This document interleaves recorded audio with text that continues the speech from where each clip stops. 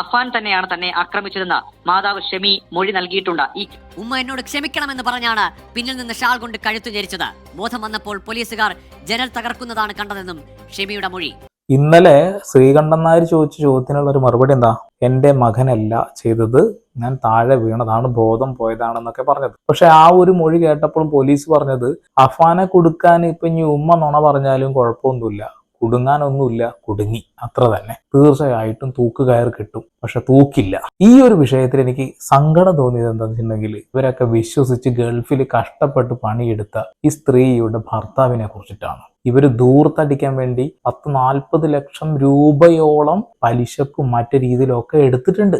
Already ഉമ്മ ഇവന് permission കൊടുത്തിട്ടുണ്ട്, എല്ലാവരെയും തീർത്തോളാം.